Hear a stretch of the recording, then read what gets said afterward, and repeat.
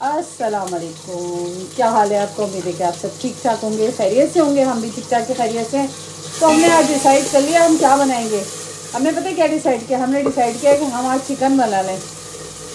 जो खाए पछता है, जो ना खाए वो भी पछता है। क्या करें, अलग अलग बनाते रहो तो यही रोला रहेगा। एक ने कहना है हमें ये खाना है, एक ने कहना है इससे चिकन बनाओ और आज रेस्ट करो।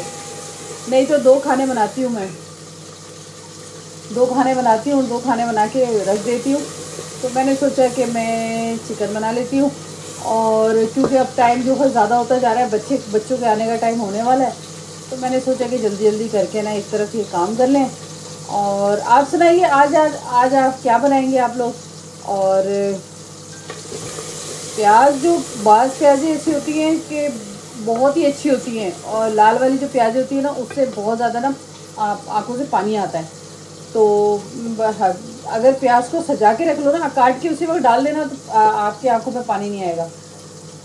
लेकिन आप जैसे ही आप उसको प्याज काटेंगे, फिर लहसुन अदरक काटेंगे, उसके बाद जब अगर सजा के रखेंगे ना, तो आंखों से पानी आना शुरू हो जाता है। जबकि बहुत ज़रूरी होता है ये भी ना, हमारी आईसाइट जो ख़राब हो रही होती है ना, वो ठीक होती है, इससे बहुत फ़र्क पड़ता है।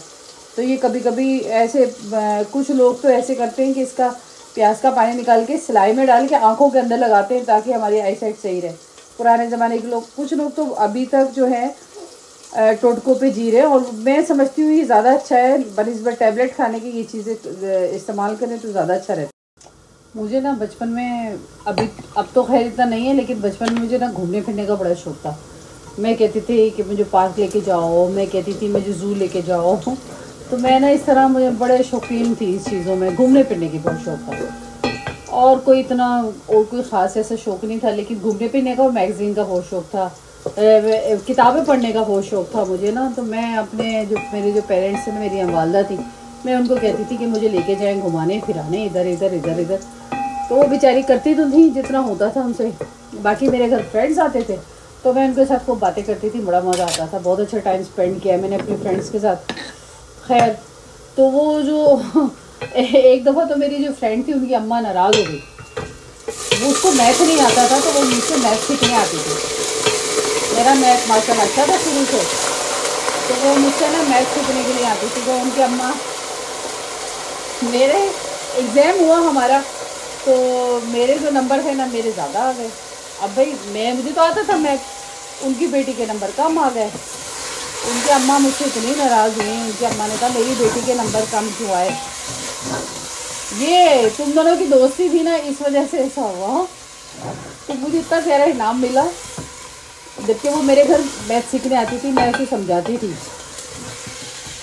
और उसको मैंने इतना अच्छा कर दिया था मैथ में कि उसके जो नंबर है ना, वो उसके नंबर है ना जो है अच्छे आ गए थे, वो पास हो गई थी। लेकिन इसके बावजूद ना, मुझे उसकी वालदा ने ये इनाम दिया कि तुम्हारी वजह से मेरी बेटी की जो है ना मैथ में नंबर कम हुआ है। तो मुझे सोच के बड़ी हैरत हुई, यानी नेकी भी करी है तो दरिया में डाल दी मैंने नेकी करके।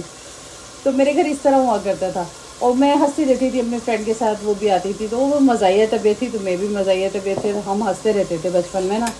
तो वो उनकी अम्मा जो हंसना था ना हमारा, तो वो समझती थी शायद ये जो हंस रही है ना, ये आपस में ना कोई फ्रेंडशिप क्या कहते हैं इस तरह की है इनकी, कि ये सिर्फ है ना हंसती रहती हैं और उसके बाद है ना ये वो नहीं करती, पढ़ती पढ़ाती नहीं है।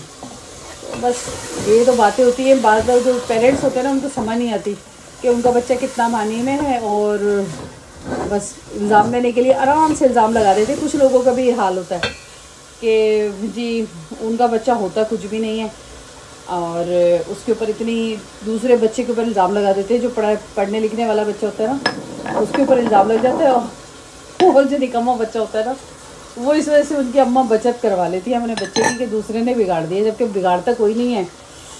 ये सब आपकी तरबियत होती है। ये अंदर जो है इंसान की सीरियसनेस होती है, जो सीरियस होता है ना, तो बच्चा जितना सीरियस होगा पढ़ाई में, इतना ही वो जो है आगे बढ़ेगा। तो बस कुछ लोग होते हैं जो अपना जो इल्ज़ाम है ना दूसरों के ऊपर डाल देते हैं, बहुत आसानी से डाल देते हैं, और वो और बरी हो जाते हैं कह के कि इसने हमारे साथ ये किया। तो खुदारा ऐसे नहीं किया करें, हकीकत को भी समझा करें, कौन कितना पानी में है और कौन कितना है।